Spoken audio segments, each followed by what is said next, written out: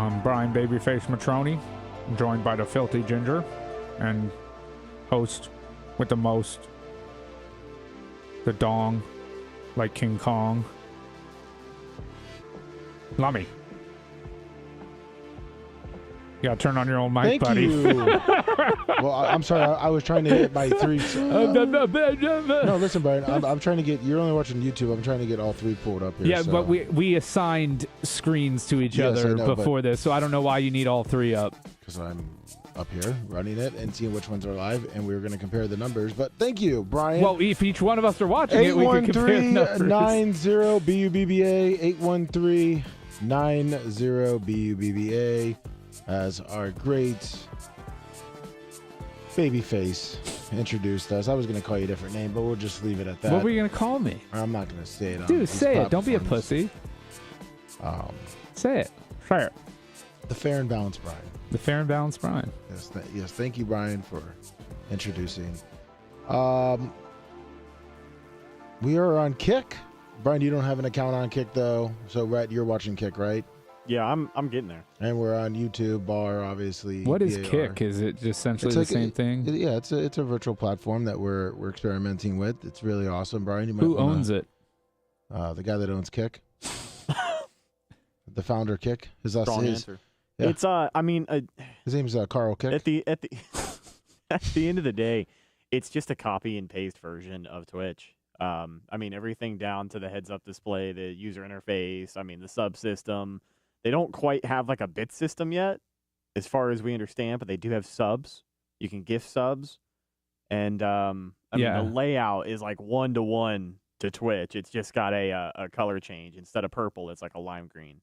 It's a little different, but it's all good. But yeah, Brian, you should check it out. Maybe you want to lock in pretty soon here your name, Babyface Law, or whatever you use, because I'm sure there will be someone on. Well, you just invited people to do it, dipshit. Oh, maybe I did that on purpose because maybe I'm already on it. Oh, well, if you stole my username, then I'm not joining Kick ever. So. Oh, I didn't. Just get on it and log in. Be part of the Bubba Army, Brian. Will you? Sure.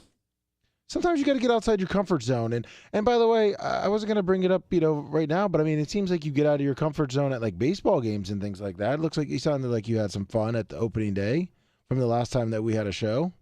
What do you mean out of my comfort zone? I'm comfortable. Yeah, but I was comfortably numb. You seemed very relaxed. You did almost get into a fight with a 80-year-old man. I didn't almost get into a fight with an 80-year-old man that was wearing a mask. Brian, are you turning the page here on that? I didn't almost get into a fight with an 80-year-old man that was wearing a mask. That's not true. Oh, okay. There was no fighting. What was your interpretation of what happened? Lummy wasn't even there. Because I indeed heard that something had happened. I wasn't there either, but the fact that two people who weren't even there heard that something happened. All you heard is from Lummy. Was this a Tiger fan? Was it a Tiger fan? I didn't hear from Lummy. Lummy wasn't who I heard. Yeah. So who did you hear from? There was Bubba Army in the crowd. Oh yeah. It was a Tiger fan that was getting really aggressive towards you, Brian. I'm glad you stood your ground. Nobody got aggressive towards me. I know they won it with that sweet jersey you had on at the game too. Yeah, always got a jersey on. Let's be honest. We did hear today on the morning show. Brian would wear a jersey over the Dr. Dan. The Planet Dan shirt, yeah. Yeah, so if anyone would like to get a... That's not saying much for either of those items, by the way. Oh, really? No. Oh, well, if anyone wanted to maybe make a Planet Dan jersey, it would be a double one, and Brian will wear it. Will you? Planet Dan jersey. A Planet Dan jersey? Yeah. You wouldn't wear that? Dark Man man. Steve did come up with a good one that we should make you a Planet Brian shirt with like a large toothy Brian. That's how can you? That's so witty. I'm flummoxed. I don't even know what to say. Have you heard the Planet Dan song? I did hear it's like Dan doing a terrible rap. I did hear that like pathetic attempt at rapping. Pathetic attempt? Yes. I would put that in the top 10 of rap songs. Stiff. Yeah, come on, Brian. I'm Dr. Dan, and I'm here to say I make titties bigger every day. I pump them full of silicone and sometimes saline. You're already on your way. Yeah, I know. I mean, I'm pretty impressed by that. But Dan didn't write his own lyrics. That was Dark Match. I know Steve. Dan didn't write his own lyrics. Dan's not capable of rapping or writing a good rap. Oh, come on. If he wanted to, he could have. I know he one time back in the day, he wrote a parody and he tried to get it on the air with Bubba, and it was during the Casey Anthony trial. And it was he wrote and performed a parody. I don't know if he ever performed it. It was Jose Baez. Oh yeah. Set to that song by Adele, "Rolling in the Deep."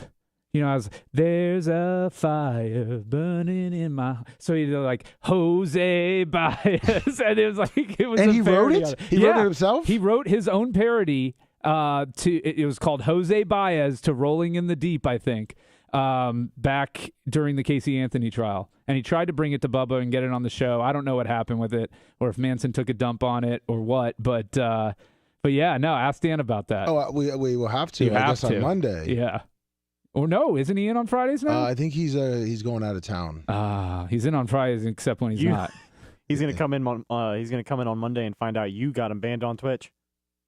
I don't even know how. I didn't even say anything. I think somebody just blocked me so I couldn't type as him, but I made it very clear that it was me, but I didn't want to log him out. Like, that was the whole thing. Because that was your first mistake, because you made it clear it was you. Logging into Twitch is a pain. That is very true. It's two-factor authentication. Well, that is correct. You know what I don't believe is two-factor authentication just yet? Kick. Pretty easy to sign up over there. I've got an account. Awesome. Glad to hear it. Yeah. Did you secure your name? I secured my name. Glad to hear it, man. Well, I want to jump in here. I had to because some let's asshole jump to that our I do first a phone show call. with Is this encouraged people to steal my screen name. 323. Hello there. Good morning. Good afternoon. Good afternoon. Howdy. Good evening and good night. Let's get them all. Yes. Hey guys. So the reason I'm calling, I'm sorry, it's going to be a non-sport related question, and I think that what better people to ask than you guys.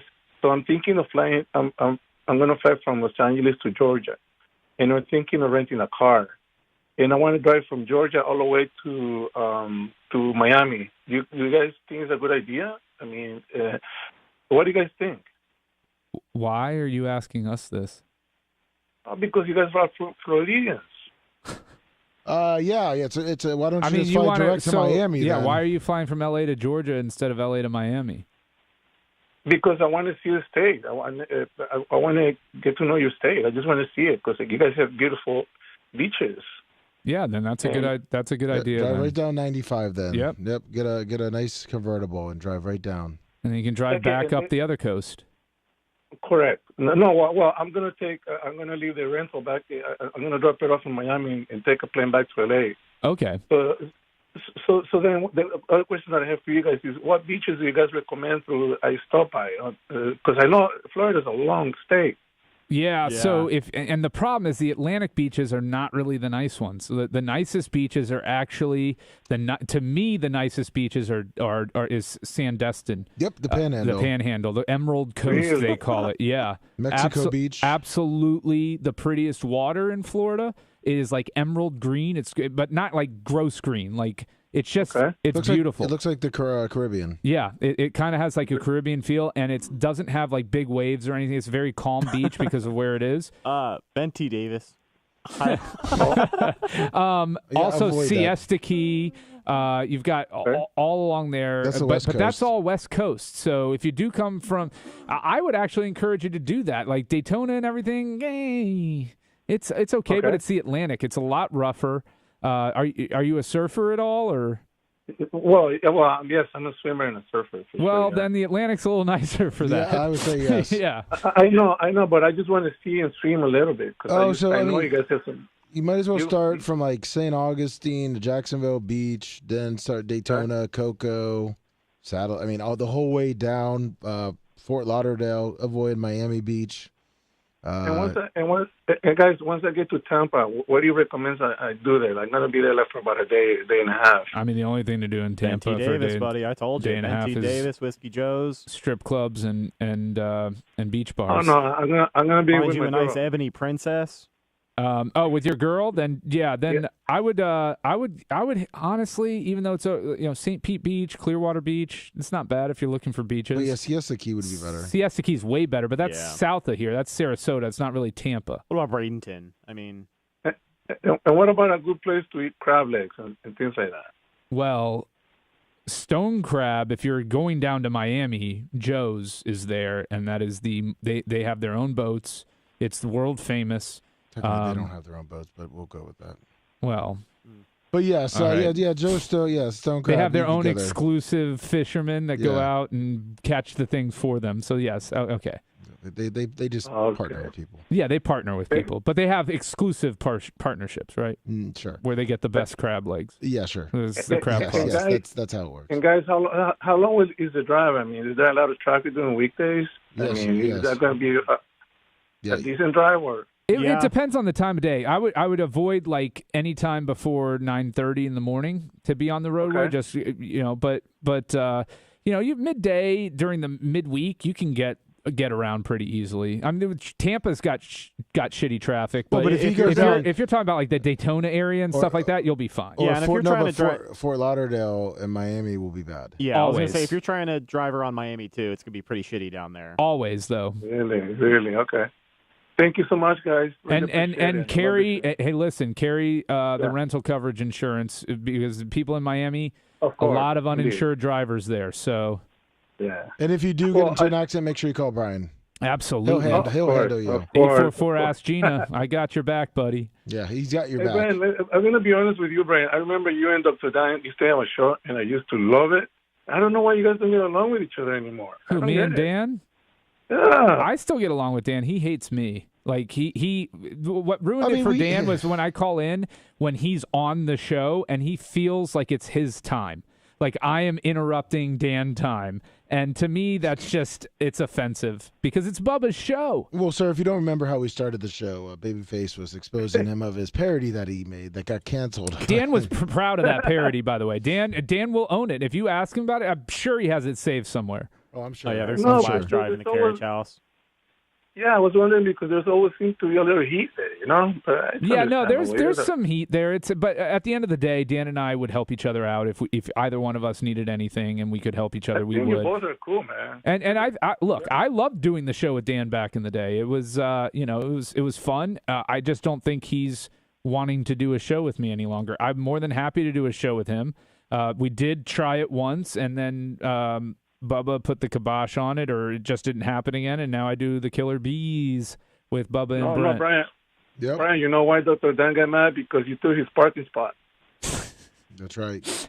Yes. And Dan has exclusive everything. It's his time on the air. It's his parking spot. It's Dan's his seat. Planet. It's his, yes. Planet Dan. Buy his shirt. Lummy, I'm gonna write my own Planet Dan rap parody. Did you see where Brian parked today? I sure did in Dan's spot. Sure did. Yeah. And the reason I did that is park by the rat? Normally doesn't. Normally parks over by the so this by is the why. wall or even takes a parking spot. So Bubba's dually is like over the line where I would normally park, and it would be hard for him or Erica to back out and if my vehicle was there. So that's why I parked where I did. So you're blaming Bubba on this? Yeah. No, it's my consideration. Or are you for blaming Bubba. Erica on her poor parking? Well, that's all right. There you go. Well, good luck on your trip. Man. Yeah, have a great trip, man. If you're in the area, stop by. Let Bubba know. He loves having people in. And that's why Babyface is only on the show once a month. One more question. When is the best time to go as far as weather? Right now, you missed it last month. Yeah. It's going to be balls hot here because you know how you guys are getting a lot of rain out in California. We ain't getting. Oh my God! We ain't getting shit here now. So now we get to go into the dangerous drought, and you guys get all the rain. And so when we get that type of drought, it gets so hot here, so hot, and it's still humid, which is awful. Oh wow! Okay. All right. Thank you guys. Have a good one. You too, man. Bye. Yeah. So. Don't you remember, Lummy? There used to be spring training games you'd go to, and you'd be like a little cold at the spring training game. It'd be like 72. We didn't have any of that this spring. It was balls hot every day. No, there might have been one game where it was probably in the 70s during the day. I had seen somewhere that this was like the first March in recorded history, or at least since they started recording this shit, without a major shower in a long, long time. You haven't taken a shower in a long time. Hey-oh. Well, for weather and travel needs, call 813-90-BUBBA. It's the weather and travel show. BUBBA. Yeah, get in touch with Brian, your This is- part-time travel you're- agent. What was you're it, listening- 855? 844 Ask Gina. You're There you listening to Life's a Beach with Lummy. And Rhett if you want to and find Babyface. out any information about Ben T. Davis Beach, you can call in and ask for Rhett. But we had a big thing go on down Monday. in the mangroves. Oh, Jesus Christ. Yes. Okay, so Monday night, even though I think it's I got red pubes stuck in my teeth. completely atrocious that the basketball game started on at 9:20. Oh, they have And- no respect for the but- East Coast. Yeah, but fuck those Babyface, Easterners. I'm sure there's one person that did not watch the game, and that is because there was no Florida teams that I made the know. Final How Four. disappointing. Party fucking I hard. don't even think there was a Florida player on either of the rosters to cheer for. Oh, Yeah, so so I does had that mean zero 100% Rhett did not watch it? 100% Rhett did not watch the national title game. Yeah, I got to tell you, after watching the end of that San Diego State game with the buzzer beater, you sent me the text message, Lummy. I did appreciate it. He gave me the 2-minute warning. I just like we I followed agreed. up on it. Yeah. Yeah, he did follow up on it, man of his word. So he texted me. I turned the game on, and that was pretty fucking cool. I'm That not was gonna lie awesome. to you. You know what I mean? He hits that shot. You see the arena pop. Everybody fucking storms the court. You kind of get chills. But again, watching it live is probably what gave me chills. And I can appreciate it for that because I'm a lover of sports, but it still didn't give me any desire to tune into Or the was it? championship Or game. were you just sad because a Florida team lost, but you had a little bit of hope that Miami was coming I was up? real tore up about that. But putting those personal grievances aside, I don't know. But you did And have a clearly, complaint I didn't though. miss very much as UConn just fucking steamrolled them the whole game, right? Yeah. UConn steamrolled everybody. At one point, San Diego State got within 5, but then UConn put the kibosh on that. I don't think they had any games where they finished not beating a team at least by 10 points, right? They're the 5th team ever in NCAA tournament history to win every game by double digits or by double digits, not And more. it is their Fourth? fifth. Fifth? Is it Fifth. They are national title. 5 for 5. They have never lost in a championship game. I don't think they've ever lost when they've reached the Final Four. Good for UConn. Well, now, Good Rhett, for you, Con. you had a complaint though, right, Rhett, about it? Complaint. Was there anything wrong with watching the coverage for the last 2 minutes? Oh yeah, a lot of goddamn commercials. Yeah, it is a lot. I mean, you sent me a text at that 2-minute warning. I had to find a little backdoor stream because I could not find it on my YouTube TV for some reason. What? Yeah, I did. You don't have CBS? What the fuck do you have on the YouTube TV then? No, I think don't we were have Bally actually, no, we were Sports? actually watching something else, and I pulled it up on my phone. But it took me a minute to find it. But even then, I had it pulled up, and I was watching it for 20 minutes, like 25, 20 minutes. What else were you watching that day? That last minute and a half. Saturday the XFL. night? I watched the Oh, Orlando Guardians secure God. their first ever Time out. franchise win. Time out. Okay, You now- can't watch college basketball, but you can watch the miserable shit product that is the XFL? Are you fucking kidding me? Well, it was a Florida team, so I got to give you that. But Brian, you just nailed it. I was thinking the same thing. I go, Why why would you watch like Orlando I was waiting Guardians? to tell you. That's what I oh was going to tell my you. God. And they just got their first win, Brian. That's how. And I've tried to tune in, Brian, Yeah, during the red day. hot, the It's red hot so 1-6 Orlando awful. Guardians. Like it's the- must see television. There's nothing else on, and I'll think, okay, this is XFL football. I'll turn it on a No. Saturday too. Have it in the background, right? Yeah. Rhett would rather sit and actually watch that on the big the TV. championship game between UConn and San Diego State, I was not watching XFL Hold on, football. wait, but hold that's on. what I Hold was on. watching. Hold on, during hold on, the Hold on, text. hold on. Yeah, probably. Rhett, hold Probably. I on. would have How preferred did you that. watch the FAU game? How did I watch? On my phone. On your phone. Now, what was on the actual TV? XFL Okay, at the time. There you go. Yeah. You can't because you can't turn It it was a off. room Once you decision. it It was just a room draws you decision. in. That's what I'm Like, saying. Yeah. that's the hold Yeah. that the XFL The- has on its fan base. I mean, everyone, it's different for everyone, but the home state appeal, I'm a big homer. And I get that's it. just I Can we get get it. you a shirt or a jersey to wear around? a Guardians shirt. Yeah, because Dude, you got one win, right? Up until like 2 months ago, I had a Tampa Bay Vipers bumper sticker on my truck. You took it off? I did. It was all fucked up. It was getting old. It was faded. I replaced it with that Gasparilla 94 one. So that Orlando DC game drew 365,000 viewers on ESPN. What was in the crowd? I will say, I am going to 150? guess that's in line with WNBA game numbers. I will say, Whew. of the 3 to 4 XFL games that I have watched, this one was a pretty good game. Lummy, if you feel like pulling up the highlights. You know, you got to be careful because you watch one, you're going to sit here and watch the whole video. Hold on. Real quick. The WNBA last year averaged 372,000 viewers, which means the XFL is pulling in sub-WNBA numbers on ESPN. So let me ask you this. When the USFL comes back in a number of weeks, is it going to do better or worse than that average? People are going to be burnt out. They're going to be, first of all, the draft happens, and then people are going to be burnt out of football. I don't know. Not burnt out of football, but they're not going to – they use their attention span on this. Yeah, they'll be into baseball and NBA and NHL playoffs. That kills the USFL, is that those are the playoffs in other sports. Because if you have a choice, even if I have a choice between watching a random USFL football game or an NBA playoff game, as much as I don't like the NBA playoffs or the NBA as a product these days, I'm probably choosing the NBA between those two choices. I'm going to have to disagree with you on that. Yeah, there's just no way I'm watching people I don't know play football. I would probably rather go outside. No. I said your choice is between two. XFL then. XFL. No. USFL or USFL or NBA playoffs. USFL. Really? Wow. Yeah, listen, it's probably the worst. It's probably the worst kept secret on this show that me and Lummy prefer football over anything else. I mean, Lummy maybe baseball, but I'm a football guy. But meaningless football with people you don't know. I don't give a fuck. Like you'll watch high school football over the NBA playoffs. High school football is one thing, but like these are.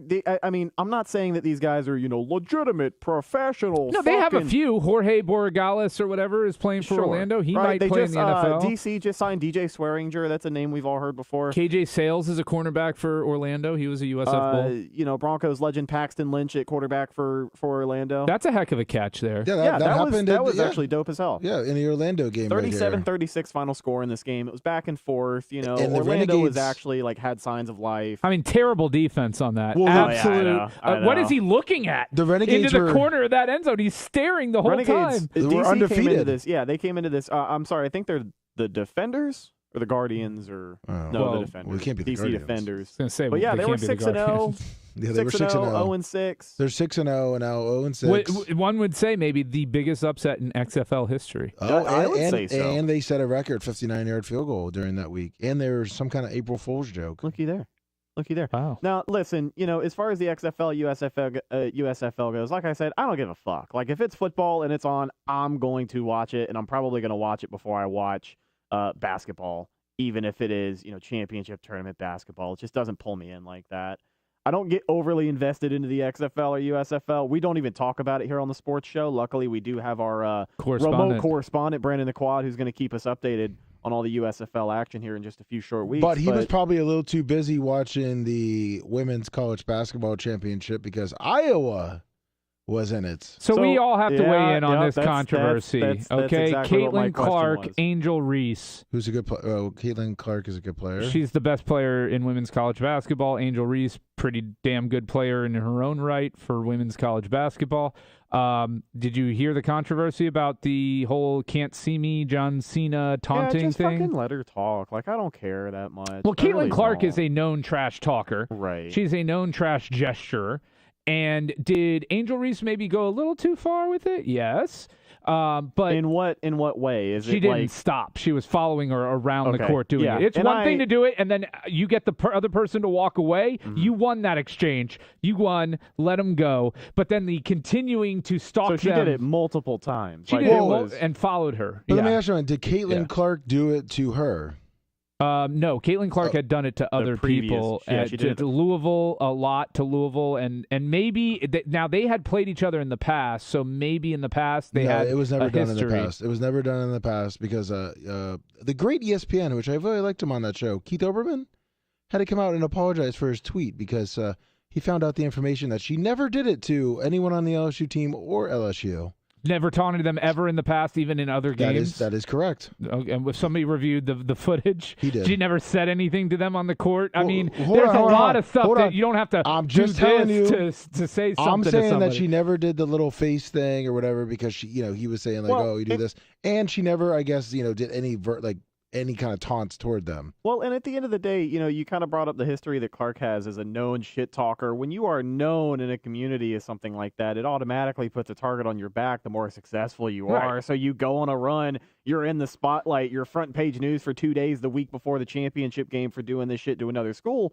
You know what I mean? Like, let that other girl talk her shit. Maybe it was unnecessary, but like at the end of the day, as someone who is not an enthusiast of women's basketball, this is the most I've ever talked about it. This is good for women's basketball. That's good for the sport. It's good for the sport. Good for the sport. Absolutely. Yeah. And they need to get, a little bit more chippy with it. They need that edge in their game. And that's what's lacking from women's basketball is that fierce edge. You occasionally get a little dust up here and there, but it's not like the men's game where you have clear animosity. Was it not the most watched women's championship game of all time? Yes, and it actually was the worst officiated Final Four ever.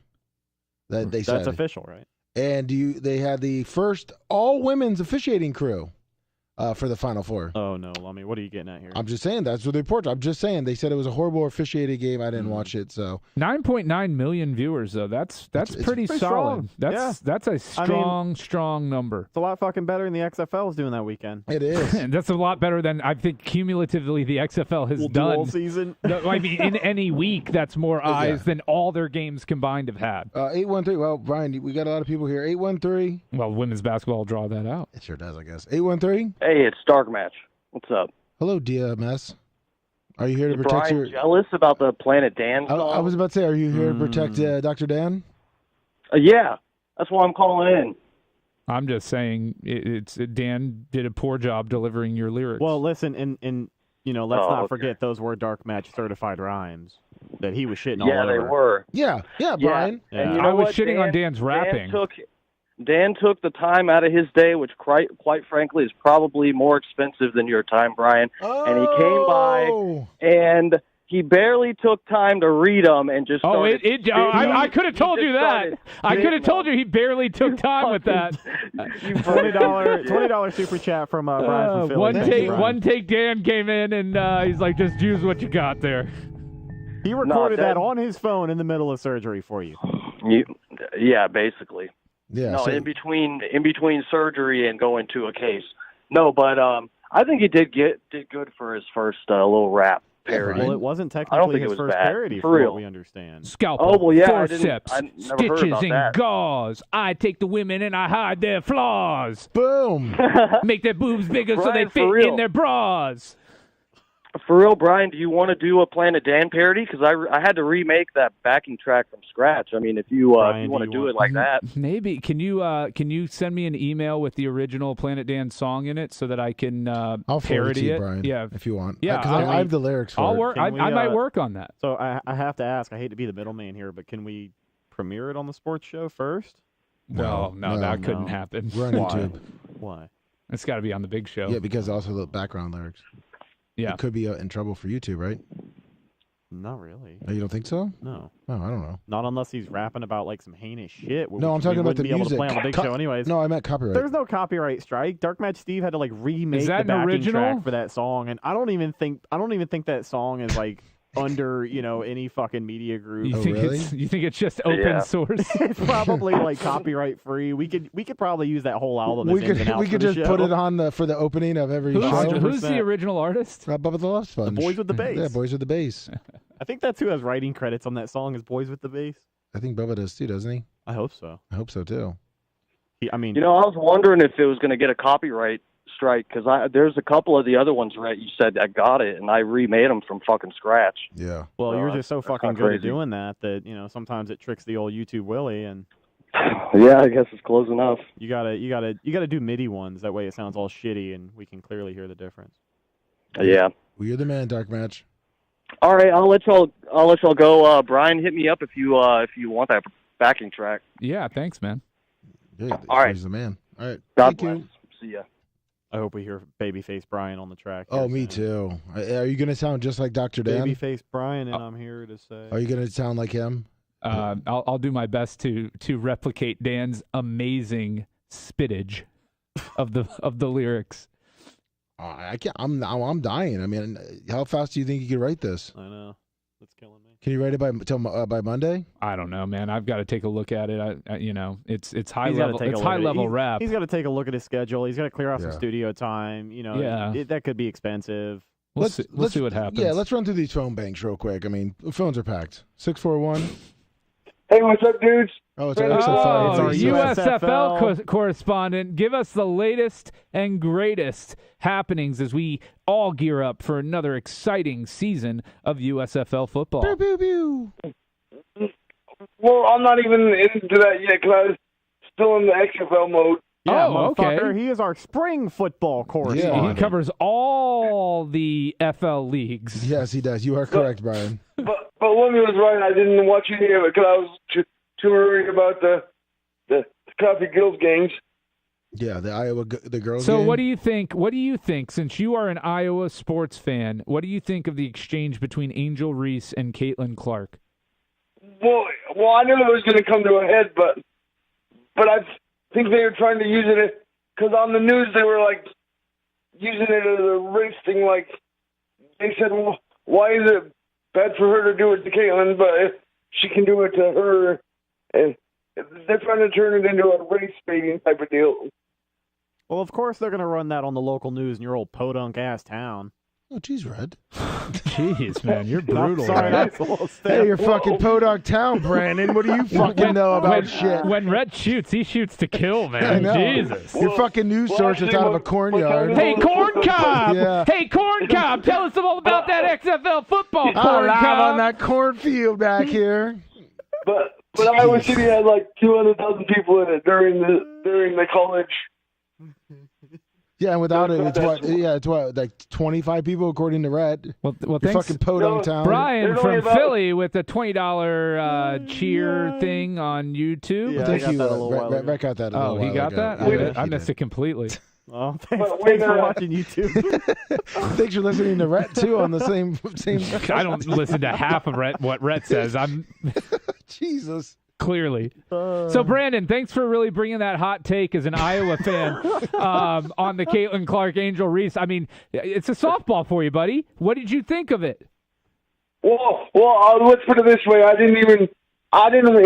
was at the bar, so I was only watching the game for the last 5 minutes because I was getting drunk. Yeah, of course. Okay, yeah, but have you seen it subsequent to that? Have you seen it on Twitter or any Dude, other Brandon, sites? you're a He brutal checked interview, out. my friend. Once they lost that game, he just checked out. I mean, the game that you just said that you watched, that you were into for the team that you cheer for, and the biggest controversy to ever come out of women's college basketball championship game, and you didn't see it and have no opinion on Listen, it. That's great. He was getting drunk at the bar, had some ass waiting on He him. only saw 5 minutes of it, Brian. Yeah, once he saw it was a foregone conclusion, he dipped out. Brandon, who have you masturbated to any one of those women or the Iowa chick? Hell no. Would you have He sex? doesn't like Would you basketball have players. sex with Caitlin Clark? Just to say that it was, just to say to do it, I would do it. Okay. Wait, well, Is there a women's basketball player you would turn down?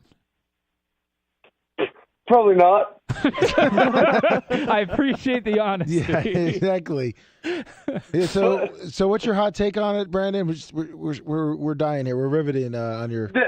But that Caitlin Clark's not going to even play in the WNBA because she's making more money in college right now than she could ever make in the WNBA. Well, she can only play so many years in the. Yeah, she can't stay in college forever, dude. You know how that works, right? She has to get out. But she's going to go overseas. Yeah, I don't know about that Where, though, Russia? because she can actually get like sponsorship deals in America for women's basketball. Like, yes, they make nothing in terms of salary, but she can do a bunch of endorsements and make enough money to cover whatever she's making as a college player. I mean, definitely. Yeah, she's already making $3 million worth of endorsements. I mean, they do make more overseas. They make way more in Europe, definitely in Russia, apparently, if you ask Brittany Griner about that. Oh, she's going back for a while. Yeah. I mean, Clark dropped 41 in the Elite Eight. No, she's a baller. She can play for She scored over 180 points in the whole tournament. Well, she does have 2 years. How left would you know that if you eligibility. didn't watch only but 5 minutes of the final? He's just doing what I'm doing and binging it or Googling it right now. Brandon, we love you, buddy. I love you too, guys. Goodbye, Brandon. I'm gonna watch XFL this weekend because there's nothing better on. Call us listen, next week and get us filled in because I won't. I can't wait. To Okay, listen. all right, dude. See you later. Bye. See ya. So He's gonna go look her up now. So the real question for the day: 162-0. Is it possible? No. Of course not. But the Rays are 5-0. That's pretty damn impressive. Best Last ever. undefeated team in the MLB right Best ever for the Rays. How about that come from behind win last Yeah, night? 5 runs in against the mighty 5 runs in the 9th. Titans of the Beltway. 6-5 going into the top of the 9. 6-4 into the 8th. They made up a run in the 8th, and then... Oh, this is my last... I forgot. I was going to run to the phone bank here, Brian. Sorry. We are slam-packed on the phone lines here. Just jam. We are slam-packed on the, what is it, the Hunter Law Group phone lines? Metron rated #1 sports show. Hey, it's South Tampa. Hey, I just had why, this is, I'm not being weird. I just don't understand, because other sports, basketball seems to have, the highest amount of lesbians. But, other sports, like golf or tennis, do not. Why is that? I'm just curious. I don't know. I don't know the stats off the top of my head. Brian might be more well-informed than I am. But I feel like if you look at a majority of female sports, you're going to see a high percentage of lesbians. It's just kind of... Not tennis. I mean, we don't know what they do in their personal life. We'll just keep that one on the down low. South Tampa, are you coming to the Tarpons game? That's Good Friday, man. I'm off. Yeah, it's Good Friday. Come okay, so you're going to come and have some drinks with us? I would love to. I have to. I'll give you a Bible study wife, if you want. obviously. Check with your wife. At South Tampa, I thought you ran the house. I'm Bubba's +1 now, apparently. You're not +1. You got your 2 tickets. Yeah, you got an offer for 2 pair of tickets? Yeah. 1 pair. A VIP or regular? VIP. All right. In South Tampa, you're going to get a free hat. You get a free hat if you get a free hat with the club ticket. I mean, that's very, very tempting. I need to get out of the house. My wife's been out of town this week, so it's been a zone defense here. You know what's great though about where the stadium is? It's right next to the strip clubs. Yep. Yeah. Just saying. Listen, get liquored up and you stay for three innings. Yeah, you stay for 3 innings and head on over. Or be like Rhett and go to IHOP. Yeah, IHOP La Quinta kicker around the corner if that's more your speed. Keep that on the down low. Rhett really seemed to defend that LSU girl more than I expected, but I kind of know why. Yeah, but, let's be honest here. Yes, of course. She had his size ass that he likes. And one other thing, Bolts. They've got their cup shoes on, right? They're playing well. Right when you want it. I'm pumped. Thank God they pulled the nose up because it was there was about a week there where it looked like they weren't going to beat anybody. They had given up. I think they rested. I think they were doing what they should have with Vasilevsky. I'll tell you right now, they blew the chance to host in the first, to host Toronto, have home ice advantage. How much of an advantage that is? Well, the Lightning's, their home away splits this year pretty substantial. Yeah, 27-7 and 18-19. Yeah. So, if they lose in 7 to Toronto, I think we can circle that little stretch of futility at the beginning of March and middle of March as the culprit. What's there 3 games left? As a season ticket holder, only having 3 home games, and the ticket prices go up so much in the playoffs. It's insane. I think face value, if they make the Cup Finals, my club level seats are like $625. Yeah, and it's tough because you can't, the secondary market, you can make a little bit of money off of them, but it is. The first round, it's hard to make a lot of money. But they price them, the Lightning are smart. They price them in a way that, they get the most of the money, not the scalpers. No, hold on. Yeah, and... Sorry, go for it. I was going to ask Brian. I was going to ask, on that game on the 11th, do you think they rest a lot of players against Toronto?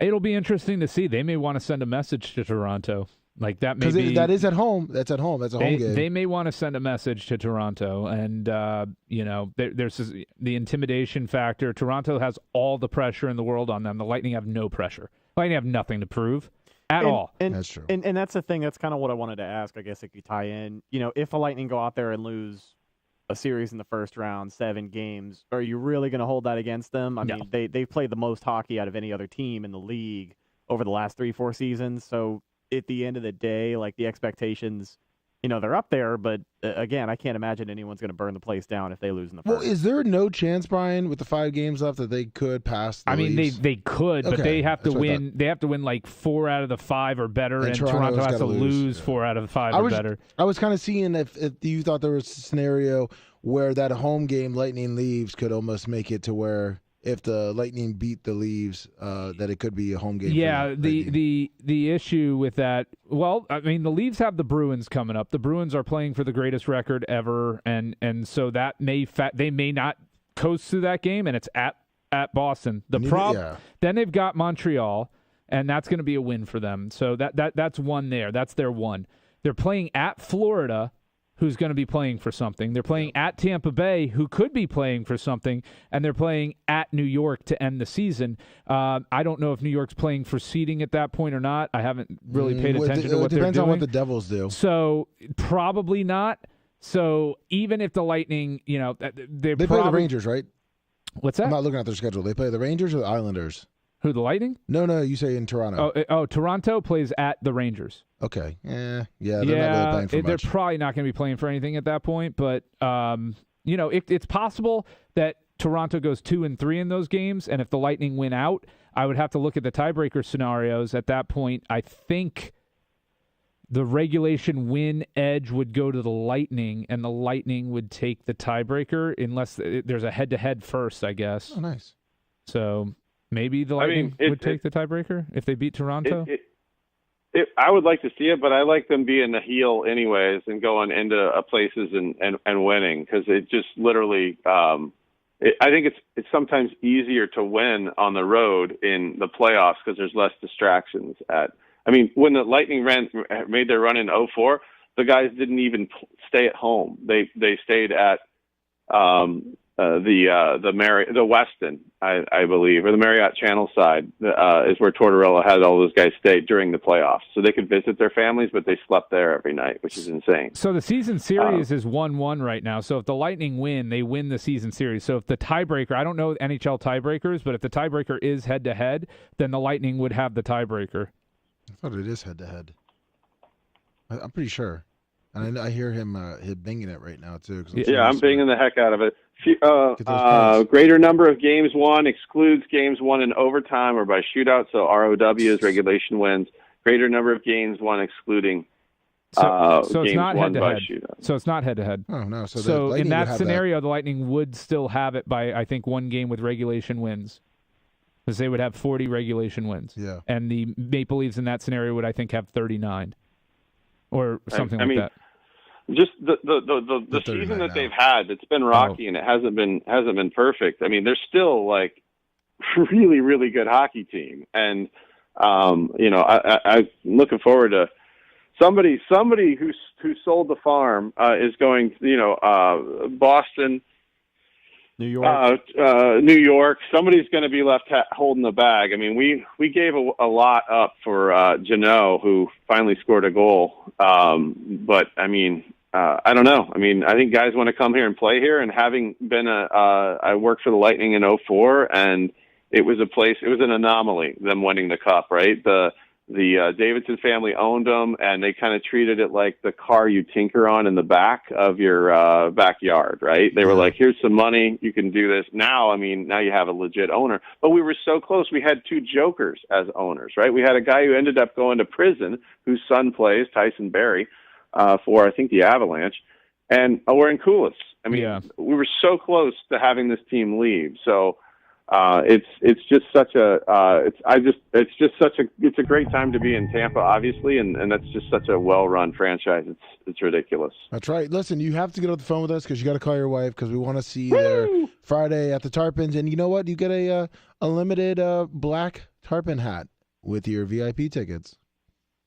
I like that. I think I can get the go ahead after having worked, and technically I'm working right now, aren't I?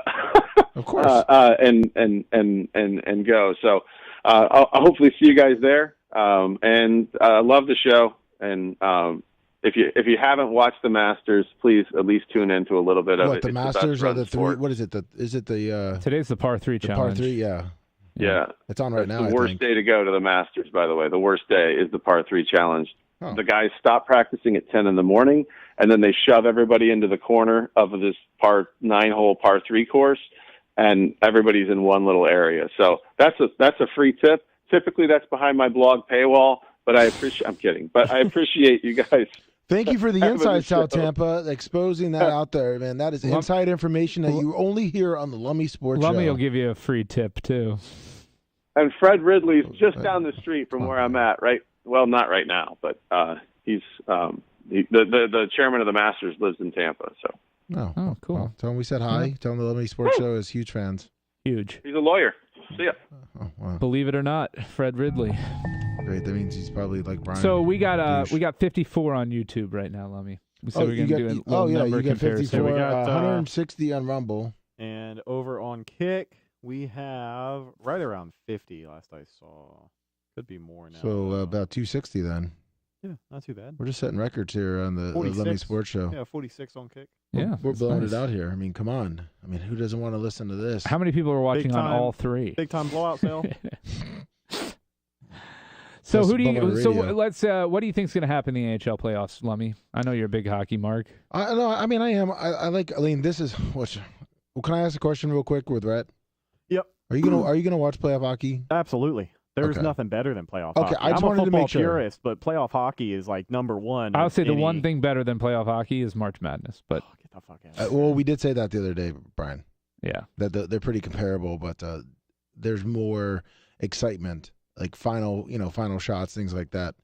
And you're watching amateurs. Well, I guess They're not professionals. technically. You know what I mean? I feel like it's just much more competitive at the end of the day because in college basketball you can get a championship like UConn San Diego State where it's just fucking they run away with it. And I guess in any championship game you can really get that, but I don't know. Just Well, doesn't most seem- sports don't have a one-game final playoff. I mean, that's any NFL and college basketball and college football are really the only major sports where we see that happen. Everything else is a series or at least 3 games.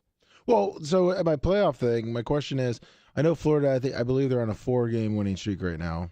Is Pittsburgh going to make? Do you think Pittsburgh's going to make it, or you think Florida will sneak in there? Well, I think the Panthers have the momentum right now. They currently hold the final playoff spot, and actually they're tied with the Islanders.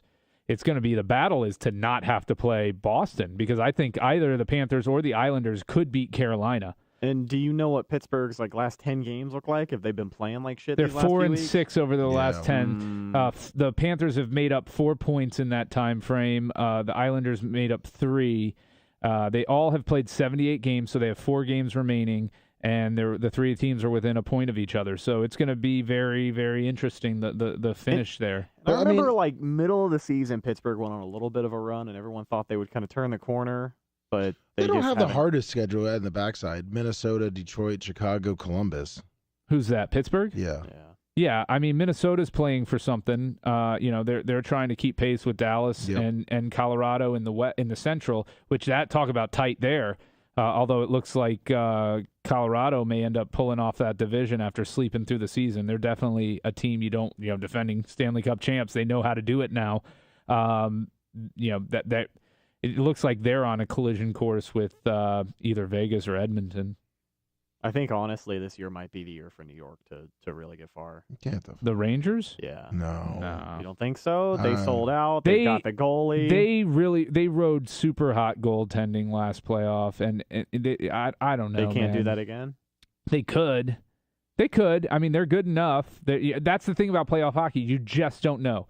Like that first round, I would imagine you see the most 1-8 upsets in NHL hockey than any other professional sport where it has that playoff format. Yeah. It's just anything can happen because you can have a goalie get hot for a week, and that's all you need.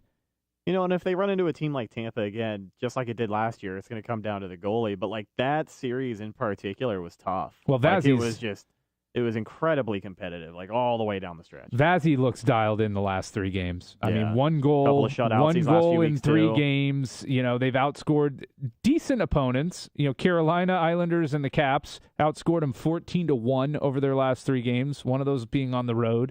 Tomorrow's game against the Rangers, or tonight. You're right, Tonight's game tonight, against the Rangers on TNT, by the way.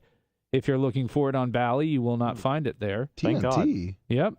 Oh. TNT, yeah, that's part of the national deal as they try and start broadcasting big games down the stretch. Now, have they said, are they going to sit Vasilevsky again? Vasilevsky? I think they may rest him one or two games once it's clear that Toronto has obtained home ice advantage. But that's not a foregone conclusion at this point. Because, I was saying the other day, if you looked, he was going 5, break, 5, 6, break, and then he went 3, 4, 2, 2, break, 3, 3, break, 2. And then after his last 2... It really has to do with the schedule. You don't want him playing back-to-back nights, so he's probably going to sit against the Islanders. He'll sit against the Isles. Yeah, he'll play against the Rangers, is my guess, since they haven't played since Saturday. He'll sit against the Isles. He'll probably, depending on what happens in those two games, if Toronto has, at that point, sealed up home ice, probably rest him against Ottawa. They might rest him against Ottawa, or they might rest him against Toronto. And let him play the last game, a meaningless game against Detroit to stay sharp, and not really give him anything to look at when they play him at home. Yeah, we'll see. I mean, there's a couple ways they can do it. It's kind of irrelevant overall because they can't pass any of the teams in the East really. In the Metro, in terms of looking forward to potential Stanley Cup final. Eastern Conference final home ice. The only team really in range is the Rangers there. So, and that could be resolved tonight. If they lose to the Rangers, then that would do it. But I'm kind of looking at probably picking the Lightning because that's just how I am. I'm a Mark. I'm like Rhett. You always got to go with the home team. Always got to go with the home team, buddy. Welcome to the light side. Go in the Lightning, probably either against, I would say Vegas or Colorado. I'd like to see another rematch. So then you've got to be pulling for Eastern Conference final Lightning Panthers, right? Well, that's Rhett, not me. Well, no, you'd have to. Oh, of course I would want. I'd really want to see the Lightning and Penguins, with the Lightning beating the shit out of the Penguins if they could make it. But do you see anyone beating Boston? Yeah. I'm saying in the first round, because they would be playing. The Panthers could get hot enough to beat Boston. Yes. I don't think the Islanders can beat them. The style of play they play, they don't have the firepower offensively to beat Boston. But I think the Panthers could. Now, what would have to happen is their goaltending would have to get very hot. And you look at their last 4 games, they've eked out a few wins against some good teams and they've blown out some bad teams. The victory over the Sabres pretty much eliminated Buffalo from contention. So that was big for them. Yeah, they could do it. They have the ability to beat Boston. Whether or not I wouldn't bet on it, but they have the talent to do so. Right. What do you got for the playoffs? At the end of it, I wouldn't be surprised if Colorado went back.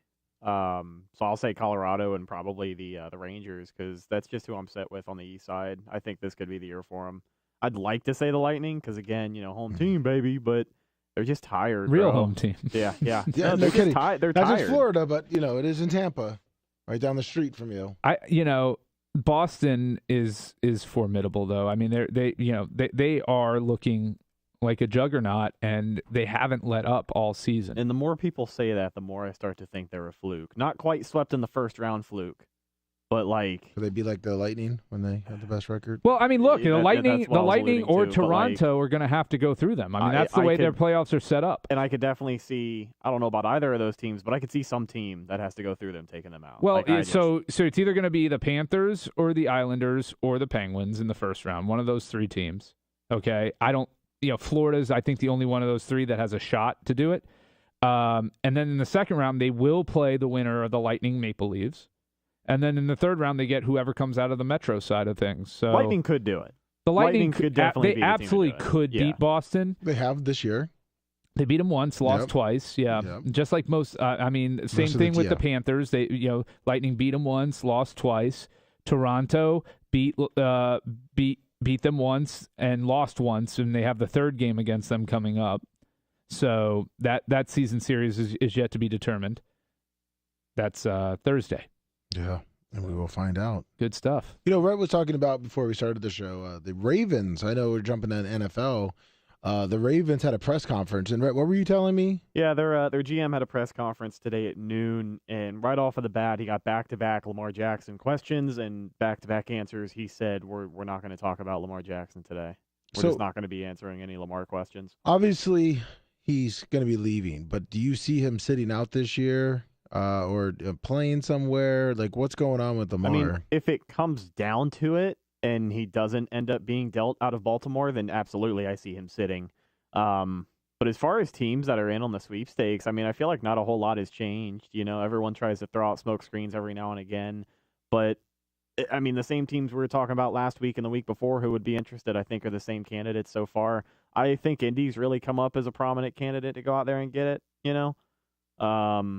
Which that's what it looks like everyone thinks is the fit. The fit looks like it's Indy. Atlanta kind of a dark horse But then you've candidate. got the report that Indy, Jim Irsay deep down wants Colts to select QB in 2023. This broke today. And that QB that I have heard is for them. Because what pick do they have?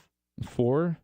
I mean, for them, I heard a scenario where they trade up to 3 and take Anthony Richardson, which would obviously be you wouldn't need to trade up to 3 to get Richardson, though. Yeah, I don't think they would either. Like, I don't get why you would trade up. Yeah. But, you know, I guess to stop another team from moving into that spot. Yeah, Richardson or even Levis being high on their board sounds pretty plausible. Both are reaches. Yes. Yeah, at 4 especially. So, Brian, I mean, do you see Lamar being traded before the draft? Not with the way things are going right now. I mean, and sure, publicly it could be smokescreen, it could be misdirection and all of that, but the winds aren't pushing towards a Lamar trade. I mean, I don't know that the market's there to give him a contract that he would want. You don't think he will come off it? His agent, his mom will talk to him and say, "Hey, maybe come off a little bit, honey. Maybe don't take all that guaranteed money." The problem for him is he loses so much face if he takes a contract that's worse than what Baltimore offered him originally. You don't think any other team has offered him at least somewhat comparable to what Baltimore did? I don't know. I think he would have taken it by now. I think the longer that he's hanging out in the wind there, the worse it gets for him, because the leverage for the team that would be signing him grows with each passing day, and the closer you get to the draft. If he's not traded by draft day, he's either playing under a franchise tag or sitting out. Yeah, I don't think. Well, he said he's not going to show up, right? I mean, I don't foresee him playing under a franchise tag. I mean, that's besides the other fact of your favorite quarterback and Bubba's favorite quarterback, Blaine? Aaron Rodgers. Oh, the GOAT. Oh, Blaine Gabbert. Listen, you saw that shirt? Oh. I mean, I want to. You know what, Rhett? That's a good idea. We should make a Blaine Gabbert shirt for Babyface. Him and his running on the beach. I actually have a friend, believe it or not, who has a design in mind. Let me circle. Don't let him call in, please. No, he's not. I mean, because Babyface has never said no to wearing a Blaine Gabbert shirt, right? Babyface. My favorite Blaine was always on Men on Film. Back in the day. Okay, but the only Blaine I'll ever cheer for. So what do you think about the Aaron Rodgers saga? He's a douche. He's such a douche. What do I think about the saga? I think ultimately, ultimately, got Kabuki Jones in here. He's ultimately, like, he's going to get traded to the Jets. I mean, there's Do you think it's all fake about the 49ers sitting there waiting for what? If the Jets don't take him, they've come out now. So and said, the Niners are just going to collect quarterbacks now. Lummy, what's the? Never mind, I got you. What? So hold on. What? Like I think the Packers. They could because I was even saying they could get the 49ers involved, and maybe they trade one of the quarterbacks that the 49ers have to the Jets to get some picks that maybe the Packers want. A 3-way trade. Yeah, that like a Trey Lance to the Jets. So that solves the quarterback. They get maybe a second and third that, but they still have theirs, and they ship those to the Packers. No, I think they're using this rumor to try and create urgency and the risk of there actually being a market for Aaron Rodgers. I think they're using that to try and get the Jets to move off of whatever the sticking point is. Because clearly there's a sticking point. Neither team wants this to run into the draft. They want this put to rest now. Put to rest. Lummy, do you have Rebel Chat up on there? Yes, I do. You go ahead and click that link in there for me? Yeah. Pull that up on the big screen for Brian to see, please. Yes, I will. Yep. Let me drag this over here. Pull this up. Hopefully this is. Oh yes. Oh yeah.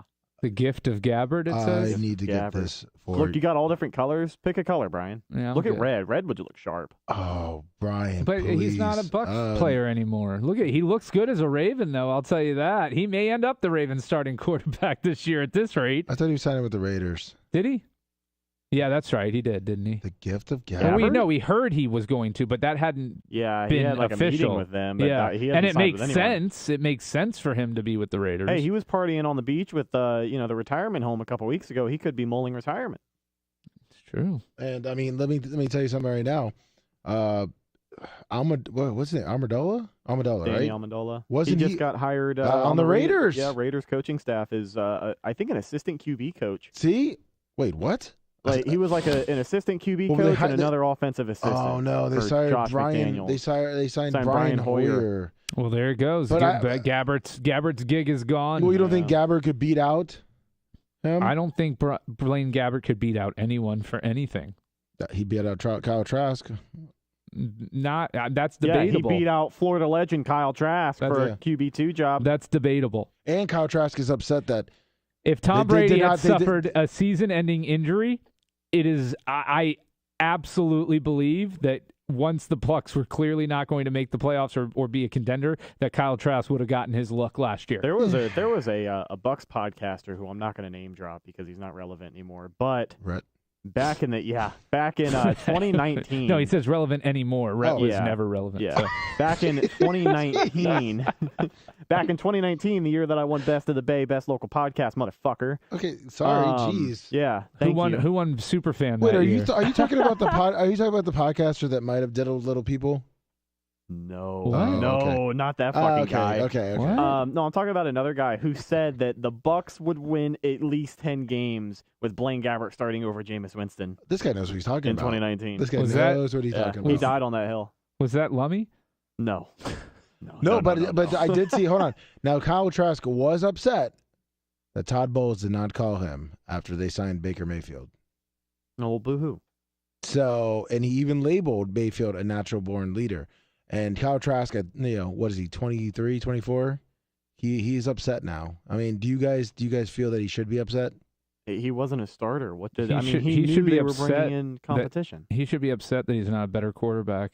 Yeah, I mean, And truthfully, that the Bucs felt the need to bring in Baker Mayfield. That's what he should be upset about. He's had 2 years now, 2 full seasons to figure this shit out, and he clearly hasn't, and the Bucs aren't confident that he has. But does this show his character that it says I right don't here? think it shows anything. It shows him getting quoted by somebody, probably offhanded. It says Kyle Trask was told months ago to expect this to be his first year to compete for the Bucs starting quarterback. And he's still going to be competing. The Yeah, contract that's they gave Baker Mayfield is not a "you're our starter" contract. It's a "God, we're in trouble. We'll give you a shot. We know you're a piece of shit. we hope one of you guys. We hope one of you catch pan lightning out." in a bottle, Yeah. and we figure out how to make this work." Yeah, the quarterback aspirations for the Tampa Bay Buccaneers in 2023 are just riding on hopes and dreams at this point. We sit here and we talk about the development of both of these QBs when Kyle Trask is much more of a raw player, in my opinion, because he doesn't have experience as a starter. He's never been given a fair shot to be a starter. So this is his first opportunity. But, I mean, your best case scenario is that either one of these guys plays above average. Who do you want to see start, Rhett? You Who want would to see I Kyle want to Trask, see Kyle start? Trask from Florida or Baker Mayfield from Oklahoma? Gardner It Minshew would- from Indianapolis. Gardner Minshew from Indy would obviously be my number one. But between the two of these guys, Don't lie now. I would have the most hope for the quarterback position if Kyle Trask actually beat Baker for the job. That would show me that Kyle has improved enough to actually beat competent competition. I'm not saying I would Baker agree with Mayfield that. is great. Yeah, I but agree with that. He could go somewhere else and win a QB1 job. Like, he could go to Washington. Who did they just fucking sign? Jacoby Brissett? Yeah. I don't know if he could beat Jacoby Brissett, but any other, second-tier quarterback in the NFL, I think he could compete with for a number one job. I think the struggle for Trask is he's going to have to actually win. He's going to have to be clearly perfect. win the starting job Yeah. because the default is naturally going to be to fall back to the veteran. So he has to actually go out there and beat Mayfield and show that he's better. If it's close, I think the Bucs will go with Mayfield. Oh yeah, I think at least too. At least initially, at least to start the season. I'd say it's the experience. You know what I mean? Yeah. Also tickets. I know. Well, and Bowles' job is, let's sell. face it, Bowles' job is on the line.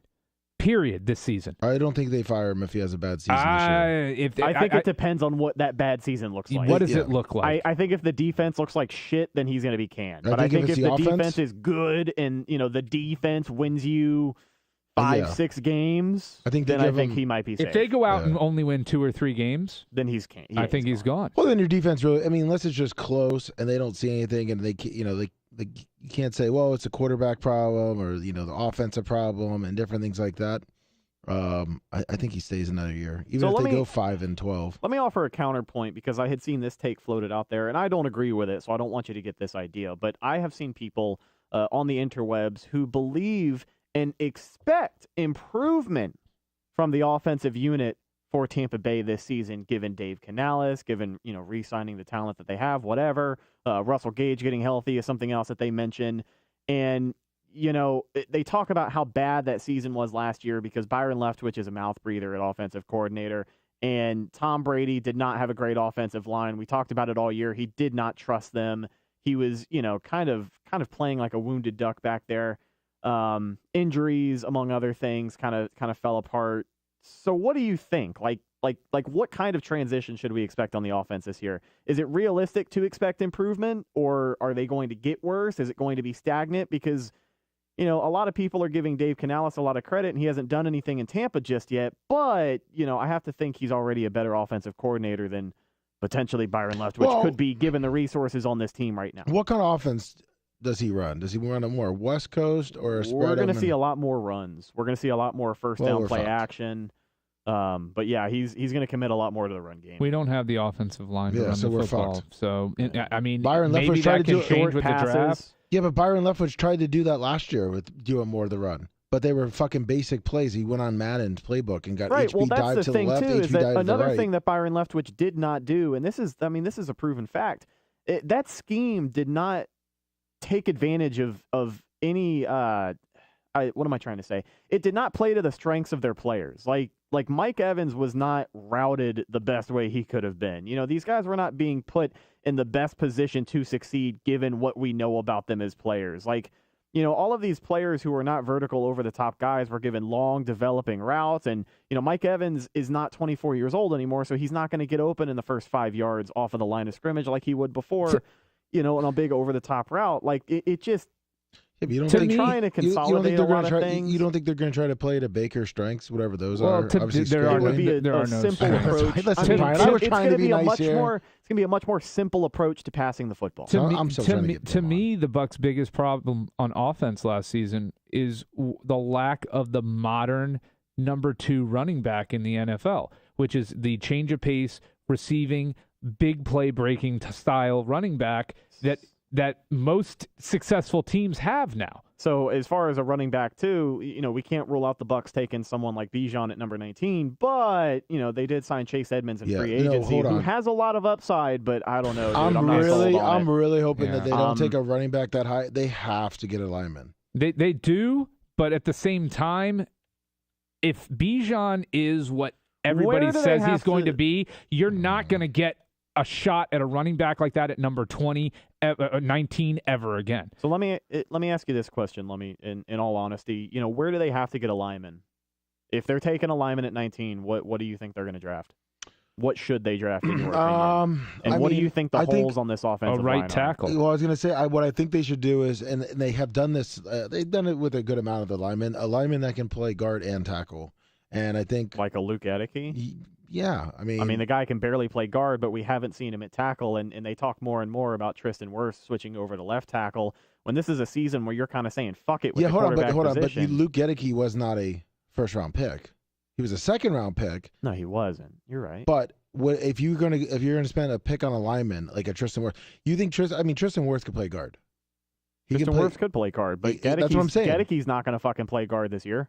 But that's why I'm saying, do you get a guard that can play tackle? And if you have to put him in at right tackle right now, it's almost like, I know a lot of people hate on Kenyatta Walker because he did, he was horrible, but he could play both sides of a tackle, and he was a serviceable tackle to win the Super Bowl. Sure. And if they really wanted to put him in, he could be a guard. with a strong tackle. And that's what the fucking guy that I can't stand who played left tackle and Donovan Smith, he had strong guard play. Hold on. Why do you hate Donovan Smith? Because he's a fat piece of shit. Oh, yeah, Brian that was sucks never into- here for this. he Every time was. we talked about Donovan. No, Brian, you're being I'm sarcastic. being completely No. sarcastic. Yeah, no shit. That motherfucker. I said, was- hold Come on. I know, I know. I thought you were going to buy in here. That fat waste of I was space. trying to get him going. Yeah, Chase Edmonds ain't the answer at running back though. And to me, if You don't think they could get if they got a good lineman, right, that could come in and play? You don't think that they could maybe get a running back in the second or third round? I think they could. Not a all-purpose stud running back. Yeah, You're going to be playing this running back mix and match game for the next 5 years. Now, How many carries did he get in college? Bijan? Yeah. Not a ton. No. Yeah, they did not overuse him at Texas. And it wouldn't surprise me at all if the Bucs do look at another running back in the second or third round, because I agree, a first-round running back, it's just you put such a limited timetable on it, and the expectations are lofty. And Brian, for that guy to come in and be your running back too. I know, Rhett, and you will agree with me on this too, because you're agreeing. Brian has always said it's not worth a first-round pick anymore. No, what I said is it takes a very special, I thought that Barkley was worth a first-round pick. Saquon Barkley, now the injuries slowed him, but he had a good bounce-back year last year. Adrian Peterson-type running back, that's worth a first-round pick. You can't get – those guys are, Derrick Henry. Clearly one of those types of running backs that's worth a first-round pick if you can get him. They come around once every 4 seasons. You see this back and if anybody was surefire, pedigree out of high school, perform in college, it's Bijan. He only has 3 years on his legs, and one of those was a COVID year as a freshman, which was limited. He only has 539 rushing attempts in college. That is not a lot. He's got a lot of miles left on those tires. And what has he shown? I don't know, 6.3 yards per carry average, he's a fucking monster. 33 rushing touchdowns out of 539 attempts. 33 rushing touchdowns, and then the ability to receive. Not a prolific receiver, but 60 receptions, 805 yards, 13.4 yards per touch, 8 receiving touchdowns. The guy can play, and he's shown it at every level that he's played at. So I think you have. I would very rarely advocate for taking a running back. Typically not in the top 15, but if you can get this guy at number 19, there's so much. If you listen to some scout graders, they have him as the number one skill player, the number one player available in this draft from a score perspective. And to get him at night, to get the number one guy, sometimes you have to draft value. True, but if you don't have a line, you're just going to get him beat up. So, and then he's going to not necessarily, because you don't have to throw him. You do have running backs that you can throw out. You do have Edmonds. You do have Vaughn. You have Rachaad White. And you do have Edmonds. You do have White, and then you've got this kid. So you can feel it out. I truthfully don't think at least in this conversation, I don't know if we've given enough credit to Rachaad White. I know he's a rookie. It's hard to tell, but the pace that he is on is pretty damn good. And they even asked him what he would think if the Bucs were to draft someone like Bijan Robinson, and he said, "Bring it on. I'll win that job too." So. It'll be interesting to see how that position develops, because it has been slow and lethargic between Ronald Jones and Leonard Fournette over the last 3-4 seasons for Tampa Bay.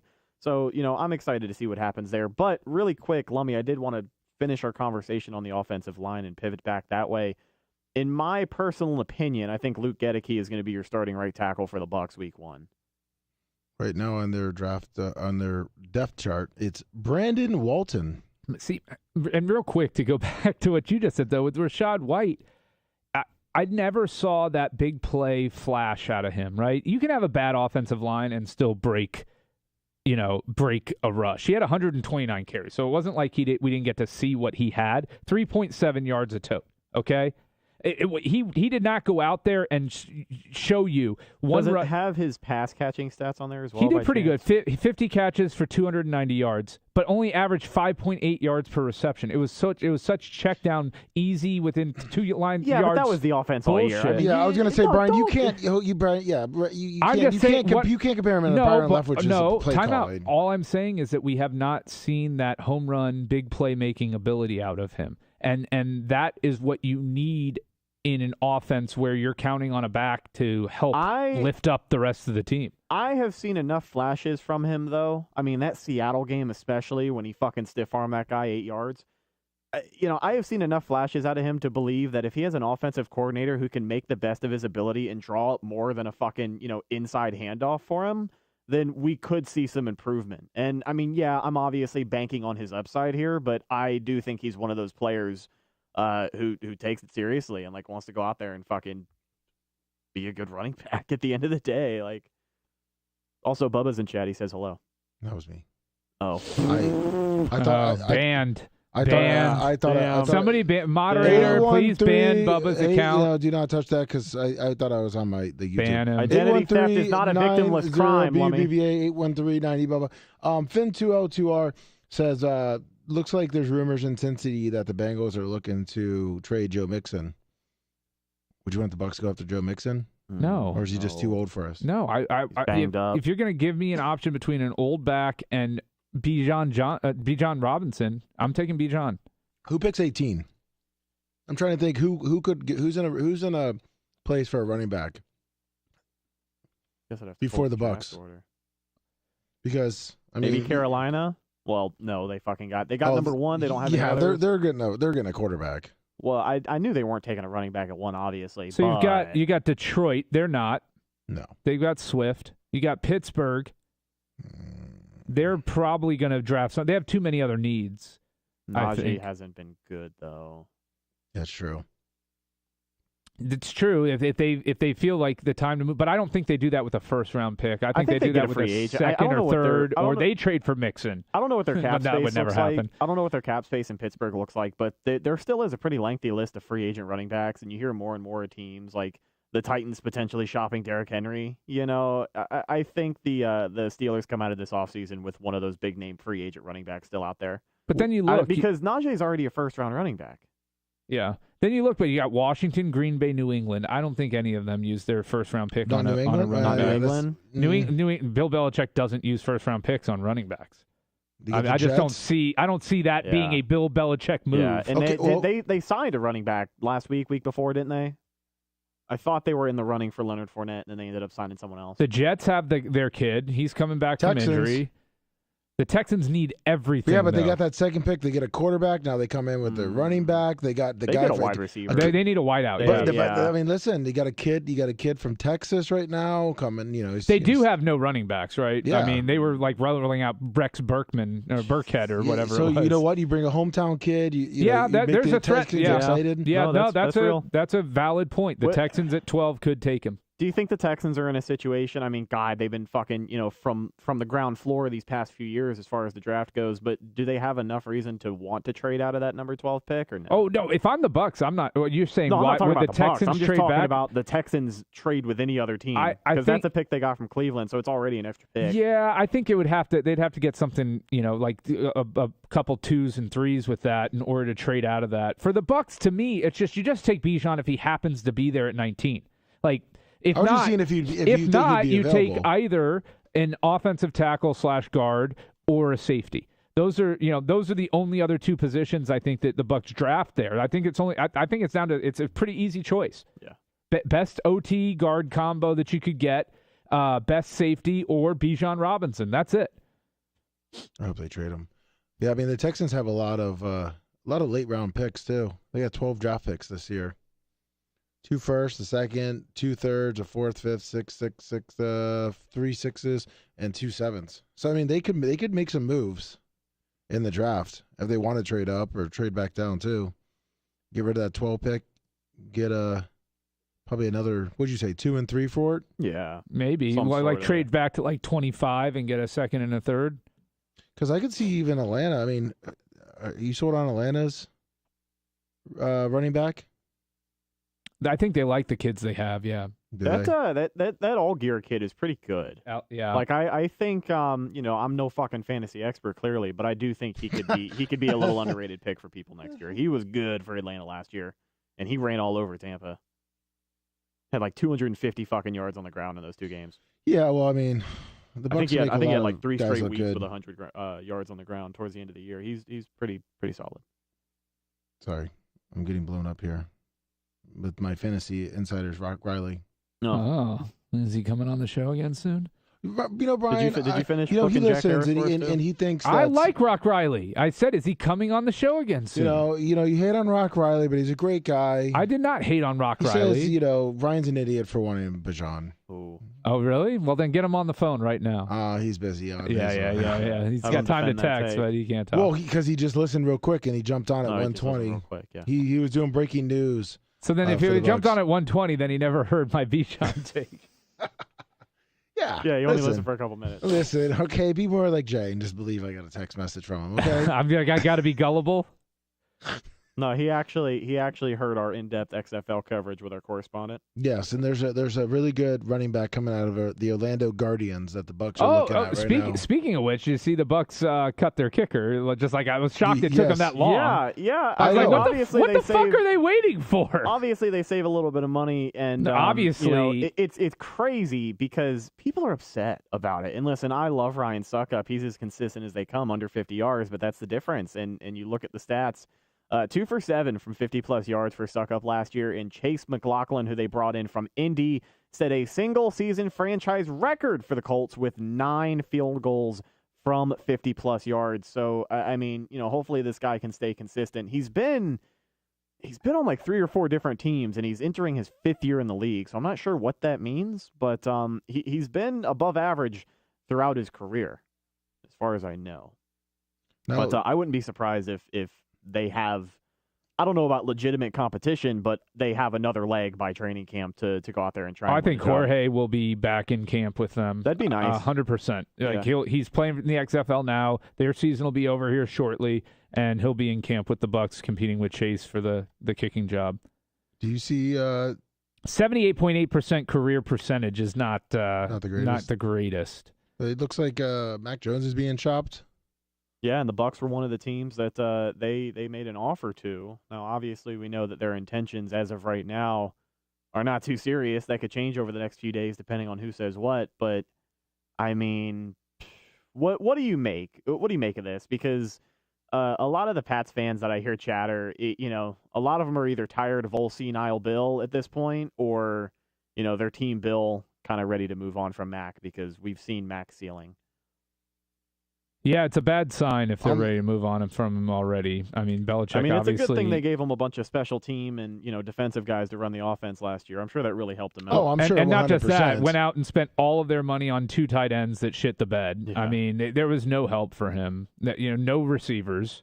Decent running backs. Because it looks like they're looking at Trey Lance, too, doing maybe a little swap. That would make sense if the Niners are convinced that Purdy is their future. And it looks like, from what this report is saying, is that it looks like they are set on Purdy. Yeah. And if you have Mac Jones as a backup, I mean, even John Lynch came out and said it.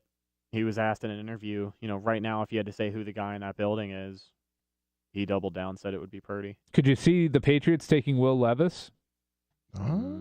Yeah, I could. He seems like a Patriot kind of quarterback. He does. Belichick. Where do the Pats pick? They're top 12, 18. I think. 12? Okay. Is it 12? I think. Hold on. No, it's 14. 14. Oh, okay. So I don't see them trading up, but I could see. Do you think Levis? Do you think you'd have to trade up to get Levis? No, I think he'd drop down to that. That's pick. what I'm saying. I don't think they need to make a move, and I think they could do another year and run out Bailey Zappi if they had to.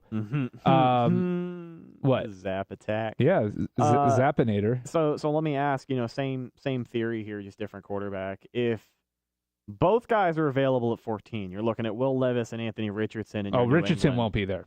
There's a GM that's stupid enough, and I think it's actually Indianapolis, is stupid enough to take him at if number he's 4. There for... They're going to take him. Oh, God. Well, and he will be there at 4. He's not going 3. He'll be there. The Cardinals aren't taking him. I don't think probably... what I feel is the Texans are going to take a safe quarterback. You think they'll take Bryce Young? Yeah, because they 100%. They seem like they're more on the safe side instead of taking like a project like that. Panthers take Stroud, Bryce Young 2. Yeah, I think fucking receiver 3. Somebody in this mock has Will Levis going to Oakland. Oakland. Well, there's no team there, so. I mean, sorry, Las Vegas. Oakland, yeah. Is he going to be in the next? No, he's going. He's taking a pre-draft trip to Oakland because he's a big A's fan. Yeah, nice. A lot of people don't know that about him. Is he playing baseball? Yeah. No, I mean, because the Seahawks aren't going to really. I don't think they're going to take quarterback. Lions. I mean, the Raiders. I don't see them. Falcons, Bears, Eagles, Titans. Yeah, I mean, Texans at 12. I'm looking for where Richardson. If the Colts don't pick him, someone will probably trade up, don't you? You think that someone like the Commanders would trade up for him? For Anthony Richardson? For Levis or Richardson? Richardson. No, I don't think so. You don't trade up for a project. Yeah, I don't think there's going to be a lot. But I'm talking about the Commanders, though, man. The Commanders that make some pretty dumb trades. I get what you're saying, Lummy, and I will say that if that were to happen, I can totally see Washington being the team to do it. Because they'd like to make that splash on, and look. Yeah, but there's a new ownership group probably coming in. Probably. So I've heard of this for the last 3 years. Yeah, well, there's a $6 billion bid in place, and they're deciding which $6 billion bid to accept. I heard like everyone and their mom is involved in it, like Snoop Dogg and P. Diddy. Yep. Yeah, they're all in. Yeah. Well, they all have like 5%. Yeah. Oh, sweet. I heard Planet Dan's in now after that rap. RG3. Snoop Dogg just got signed to death row. I mean, Dr. Dan just got signed to death row. Yeah, he's coming back. He's gonna have Suge Knight. Suge Knight's gonna make a appearance at the studio, or is he still in jail? He's still in jail. No. Wow. Fuck it. But yeah. That's football talk. We got to go at 12:30. Busy day, guys. 1:30. Busy day. Whatever the fuck it is. I guess we're running late. Yeah, we're running super late, guys. Pete Prisco has Bijan Robinson falling all the way to 26. See, he's obviously not that good. That guy knows what he's talking about. Hopefully the Bucs don't take him. I think it was Adam Rank who had He's the the number 1 running back, 7th ranked overall pick. And I mean, it's if you can get him at 19, there's just so much value there. He's got so few miles on his tires. He's not one of those college running backs that had 300 carries a season for 3 years. Yeah. I mean, he's got half the workload that most backs come out of college. Wait, how many did you say he had? 500 and something carries over 3. He's only 3 years removed. Yeah, but he's close to like Derrick Henry stats. That's what Derrick Henry had. Well, Derrick Henry had a split back situation. He wasn't an every down back. Derrick Henry had 2 very good backs in Alabama when Henry was playing. But I thought Texas had another decent back. I thought there was 2 backs there. They had a second back. He wasn't as he didn't play good. much this year. That Bijan had ran away with it for that featured guy. He had his most carries this year then, right? Yeah. By far. Oh yeah, easily. Okay, because I remember they did have they had a 2-back system in Texas. Yeah, they did. And his first year, he was just a complimentary back, but he knocked it out of the park. I mean, this past year he had 258 carries, which that's getting into, the premier number 1 running back. That's 20 carries a game. Oh! I think he had the same amount of carries as Ezekiel Elliott in Ohio State. Now, did they have a split back system there? Well, this year he had more. He was more the featured back. He had 1,894 yards from scrimmage in 12 games. I mean, that's pretty impressive. You're averaging 150 a clip, over 150 a clip between the air and the ground. No, so let's say the Ezekiel Elliott and Bijan has the same about carries in college. Do you think the pick for Ezekiel Elliott when they drafted him was so I know he had a couple good years, but like you said, he after 5-6 years? Oh, well, that's the running back lifespan. So you're willing for this year to draft him for 5 years? Yeah. Yeah, you got to run. You got to if he is that type of running back, like better than Elliott. Like I wouldn't take him if I thought he was going to put up Elliott numbers. Elliott had 2 good years? Pretty much. Yeah. No, if I thought he was going to put up 5 good solid years of numbers, not necessarily Adrian Peterson type career, because very few running backs will ever have that, but if he could put together 5 years for them, yes, absolutely. Man, it's a shame. I mean, it happens to every running back. It's a cycle, like you said, but it's a shame what happened to Adrian Peterson. 2017, 2021, bounced around for everybody, Had a reunion with Minnesota, played New Orleans for a cup of coffee, went to Arizona. Yeah, but that was the end of his career. No, it was. He had a very good run. Man, before there was that. nobody like AP. And he had a good year, or a good game when his first game for the Washington, whatever they were called at that time. Yeah, against he even the had a Bucks. pit stop in Washington. Yeah. Well, no, that pit stop in Washington. I mean, he had a 1,000-yard season with them in 2018. He had like 180 yards against the Bucks in the first half. But his career, rookie, 1341, second year, 1760, 1383, 1298, injured, 970.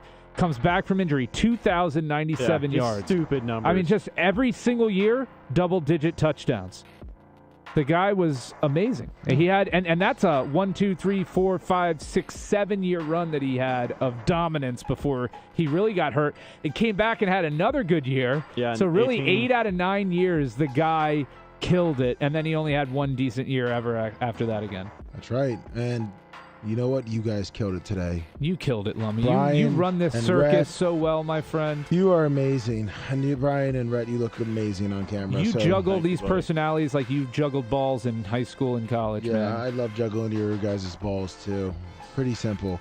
Thank you, everyone, for tuning in with the Lummy Sports Show. We'll be back next week talking everything sports. Hopefully, we get into more XFL talk. I can't wait to hear about what the Orlando Guardians did over the weekend. We will be live tomorrow. Go Florida. 6 Go a.m. Florida. on twitch.tv/the Bubba Army. Check out our Bubba Army merch, Bubba Army shop, BubbaArmyStore.com. And don't forget, we are going to the Tampa Tarpons game Friday. Check it out, thebubbaarmy.com/Tarpons. Be there. Have a great rest of your day, everyone. We'll see you in the morning. You'll pay for the whole seat and only need the edge.